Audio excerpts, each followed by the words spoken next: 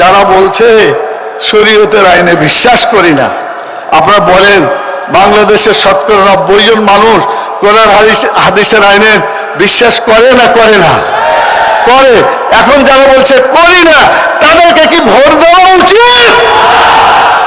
আমি জানি না জনগণ কি ফয়সালা করবে।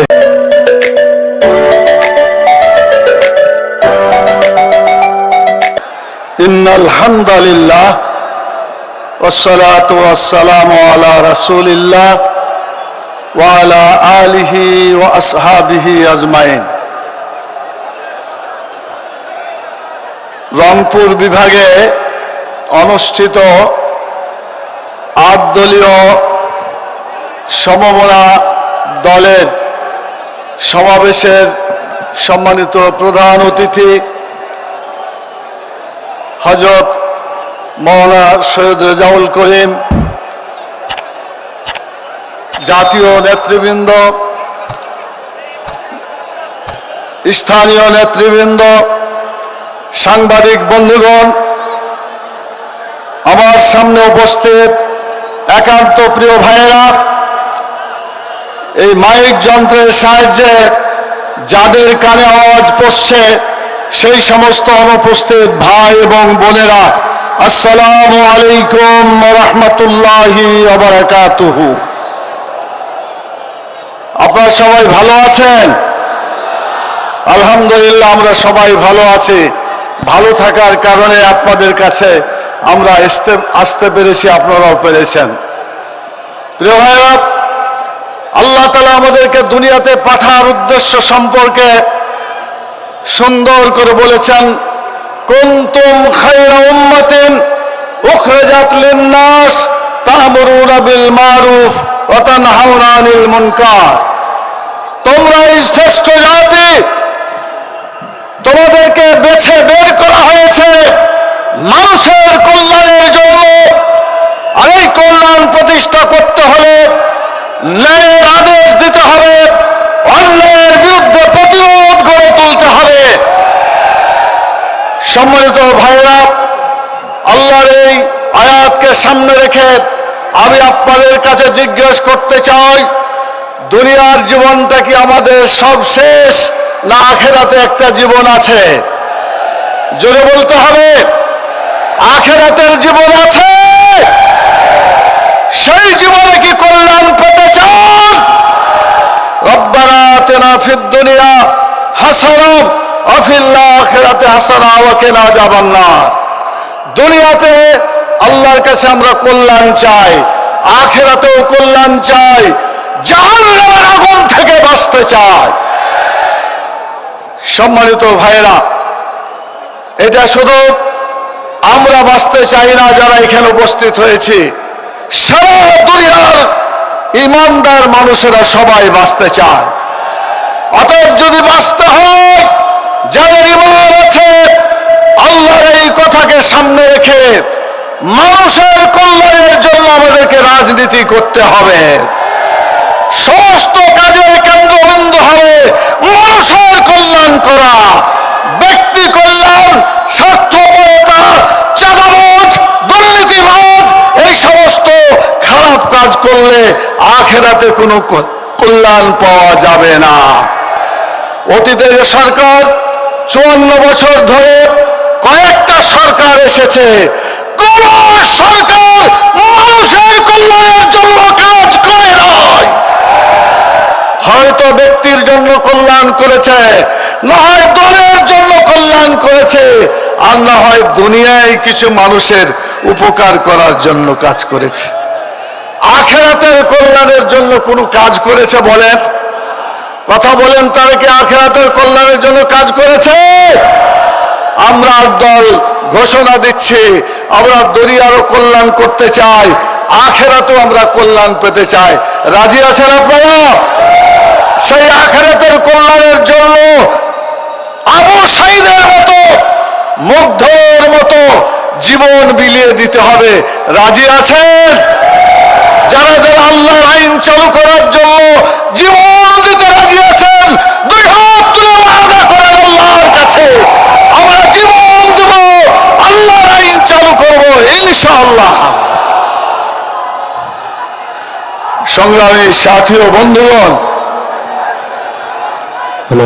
একটা সুন্দর একটা স্লোগান আপনারা মুখস্থ করে নিয়েছেন, আবু সাঈদ মুগ্ধ, শেষ হয়নি যুদ্ধ, দ্বিতীয় স্বাধীনতা হয়ে গেছে। তাহলে আর কি আছে? আর একটা যুদ্ধ আছে। সেই যুদ্ধ হচ্ছে ইসলাম কায়েম করার যুদ্ধ। বদর, উহুদ, খন্দকে সাহাবায়ে কেরাম যেভাবে জীবন দিয়ে কোরআনের আইন চালু করেছেন, সেই সাহাবীদের অনুসরণে আপনাদের আমাদেরকে যুদ্ধ করতে হবে। রাজি আছেন যুদ্ধ করতে? আবার হাত উঠে দেখান আল্লাহকে। বাংলাদেশের মাটিতে কোরআনের আইনের জন্য আমরা যুদ্ধ করব ইনশাআল্লাহ। শুকরিয়া।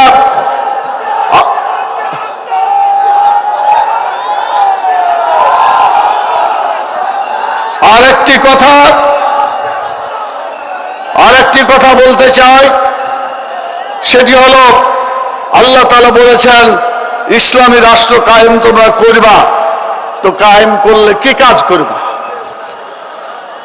আল্লাহ তাআলা 4টা কাজের কথা বলেছেন। কয়টা কাজের কথা বলেছেন? আল্লাযীনা ইম্মাক্কান্নাহুম ফিল আরদ আকামুস সালাত ওয়া আতাউয যাকাত ওয়া আমারু বিল মারুফ ওয়া নাহাউ আনিল মুনকার।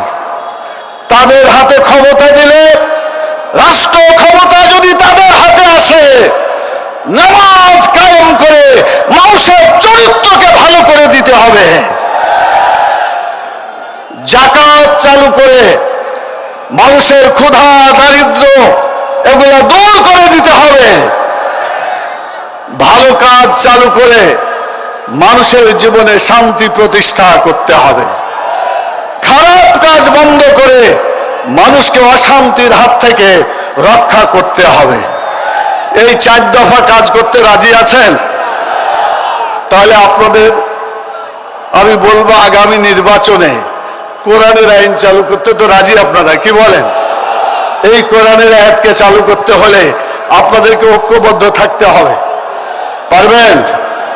আবু সাঈদের জেলার লোকেরা, রংপুরে আবু সাঈদের বাড়ি, তিনি যদি জীবন দিয়ে একথা বলতে পারেন, তার যুদ্ধের টার্গেট ছিল উই ওয়ান্ট জাস্টিস, আমরা সুবিচার চাই। আমি আপনাদের জিজ্ঞেস করতে চাই, ইসলাম কায়েম হওয়া ছাড়া দেশে কি সুবিচার কায়েম হতে পারে? চিল্লায়ে বলেন পারে? কোনদিন হবে না। জাস্টিস হতে হলে ইসলাম কায়েম করতে হবে, আকিমুদ্দিন দিন কায়েম করতে হবে। দুনিয়ার যত দেশ আছে, কোন দেশে জাস্টিস নাই, কোথাও জাস্টিস নাই। যদি ইসলাম কায়েম করতে পারে তবেই জাস্টিস কায়েম হবে। কথা ঠিক কিনা বলে? বাংলাদেশে জাস্টিস তো হয় নাই, জুলুম অত্যাচার নির্যাতন হয়েছে। এই জন্য আমরা 5টা দফা দাবি সরকারের কাছে বলেছিলাম। একটা বলেছিলাম, অন্যায় যারা করেছে এদের বিচার হওয়া দরকার। কি বলেন? বিচার হওয়া দরকার না? অন্যায় যদি করে আর তার বিচার না করেন, এই অন্যায় বন্ধ হবে না চলতে থাকবে? অতএব অন্যায়কে আমরা চলতে দেব না, অতএব বিচার করতে হবে অপরাধীদের। 2 নম্বর আমরা বলেছি সংস্কার করতে হবে, খারাপ যা কিছু আছে বাদ দিতে হবে, ভালো যা কিছু আছে তা গ্রহণ করতে হবে। আমরা বলেছি অতীতে চোর ডাকাত যেভাবে চুরি করে ডাকাতি করে, ভোটের বাক্সগুলোকে সেভাবে চুরি করেছে, ডাকাতি করেছে। কথা ঠিক কিনা বলেন? 2014তে কি হয়েছে? বিনা ভোটে নির্বাচন হয়েছে। 2018তে কি হয়েছে? দিনের ভোট রাতে হয়ে গেছে। আর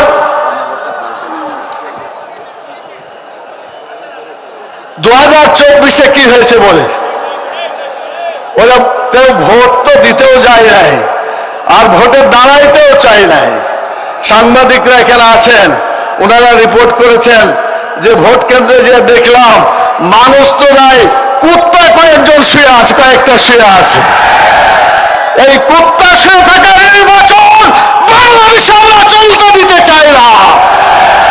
গণভোটের মাধ্যমে ভোটের চরিত্র পাল্টাতে হবে, কথা ঠিক কিনা বলেন? আচ্ছা, গণভোট হলে ক্ষতিটা কি? গণভোট মানে জনগণ ভোট দিবে। কিসের জন্য দিবে? রাজনৈতিক দলগুলা একমত হইতে পারছে না, তো ঝগড়া যখন তারা মিটাইতে না পারে, একটা নিয়ম আছে, অতীতও হয়েছে, যে তোমরা বাদ দাও রাজনৈতিক দল, আমাদের হাতে ছেড়ে দাও গণভোট, আমরা ঠিক করে দেব কোনটা ঠিক। অতএব এই গণভোট হওয়াটা জাতির জন্য ভালো লক্ষণ, আর না হওয়াটা খারাপ লক্ষণ। যারা গণভোট হতে দিতে চায় তারা জনগণের জন্য ভালো কিছু করতে চায়, কথা ঠিক কিনা বলেন? আর যারা গণভোট হতে দিতে চায় না, অথবা গণভোটের রেজাল্ট যাতে না আসে, সেই জন্য গণভোট যেদিন হবে সেই দিনে সংসদ নির্বাচন হবে। আচ্ছা বলেন তো, গণভোট ঠিক করবে সংসদ নির্বাচনকে, কিন্তু একই দিনে যদি গণভোট হয়, তাহলে গণভোটের এই রায় সংসদ নির্বাচনকে কোনো ভালো কিছু করতে পারবে? এত সোজা কথা কেন তারা বুঝে না? হয় সত্যিকার আমিও বুঝি না। তো আপনারা বলেন, আগামীতে গণভোট যখনই হোক, যেভাবেই হোক, আমরা আগে চাই। তাহলে গণভোটের পক্ষে আপনারা হা বলবেন। কি বলবেন? মানে হা জয়যুক্ত হয়েছে, বলেন হা জয়যুক্ত হয়েছে, হা জয়যুক্ত হয়েছে, হা জয়যুক্ত হয়েছে। খালি মুখে বললেন, হাত তুলে দেখান, দেখাটাইতে পারবে না। সংগ্রামী সাথী ও বন্ধুগণ, সর্বশেষ কথা বলে আমি আমার কথা শেষ করতে চাই। সেটি হচ্ছে, এই সমস্ত চোর ডাকাত যারা ছিনতাই করে বাংলাদেশের মাটিতে, তাদের জায়গা আগামীতে হবে না ইনশাআল্লাহ। আমরা বলতে চাই, যারা বলছে শরীয়তের আইনে বিশ্বাস করি না, আপনারা বলেন বাংলাদেশের 90% জন মানুষ কোরআন হাদিসের আইনের বিশ্বাস করে না? করে না? করে। এখন যারা বলছে করি না, তাদেরকে কি ভোট দেওয়া উচিত? আমি জানি না জনগণ কি ফয়সালা করবে। আমার মনে হয় জনগণ ঠিক ফয়সালা করবে ইনশাআল্লাহ।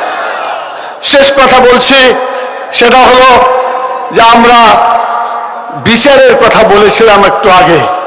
একজন বলেছেন, অন্যায় যে করে আর অন্যায় যে করতে সাহায্য করে, দুজনের অপরাধ কি আলাদা না সমান? জোরে বলেন, আলাদা না সমান? তাহলে একটাকে যদি তার কাজ কাম নিষিদ্ধ করা হয়, যাদেরকে যারা তাদেরকে সাহায্য করেছে তাদেরকে নিষিদ্ধ করা কি ঠিক হবে না? প্রধান উপদেষ্টাকে বলবো সঠিক সিদ্ধান্ত নেবেন, আশা করছি। আল্লাহ তাআলা বাংলাদেশ আজকের এই আন্দোলন, যে আন্দোলন করে উঠছে 8 দলের, আমরা বলছি আমাদের দরজা বন্ধ হয় নাই। 8 দলের সাথে যারা কোরআনের আইনে বিশ্বাস করেন, আল্লাহর শরীয়তে আইনে বিশ্বাস করেন, আপনাদের জন্য দরজা খোলা আছে। আসেন, বাংলাদেশে ইসলামী জাগরণকে সফল করেন, আল্লাহর দিনকে বিজয়ী করেন। দুনিয়াতেও আমরা ভালো থাকতে পারবো, আখিরাতেও ভালো থাকতে পারবো। আজকে যদি মাওলানা দেলোয়ার হোসেন সাঈদী রাহিমাহুল্লাহ বেঁচে থাকতেন, আমার বিশ্বাস তিনি তার জীবনের স্বপ্ন দেখেছিলেন কোরআনের ব্যাখ্যা আল্লামা সাঈদী যা যা বলেছে তাই ফলাফল হচ্ছে, কথা ঠিক কিনা? গতকালকে বরিশালে চরমনাই সাহেবের পাশে, পীর সাহেবের পাশে বসেছিলেন মাসুদ সাঈদী, শামীম সাঈদী, তার 2 ছেলে। তাদেরকে দেখে মনে পড়লো আল্লাহ তাআলা জান্নাতের পাখি জনাব আল্লামা দেলোয়ার হোসেন সাঈদী রাহিমাহুল্লাহকে নিয়ে গেছেন, তিনি জান্নাতুল ফেরদৌসে আছেন। আমরা দোয়া করি আল্লাহ তাকে জান্নাত দান করুন। তার সেই স্বপ্ন বাংলাদেশে বিজয় হবে ইনশাআল্লাহ। আপনাকে কোরআনের আইন এই বিজয় হোক, এটা দেখে বাড়ি ফিরতে চান? সবাই হাত উঠিয়ে বলেন ইনশাআল্লাহ। আমরা এখন থেকে বাড়িতে গিয়ে কোরআনের আইনের পক্ষে 8 দলের একটা বাক্স হবে, সেই বাক্স ঈশ্বরের বাক্স হবে, সেখানেই ভোট আমরা দেব ইনশাআল্লাহ। বাতিল পরাজিত হবে, হক বিজয়ী হবে ইনশাআল্লাহ। নাসরুম মিনাল্লাহ ওয়া ফাতহুন কারীব ওয়া বাশশিরিল মুমিনিন। আসসালামু আলাইকুম ওয়া রাহমাতুল্লাহি ওয়া বারাকাতুহু।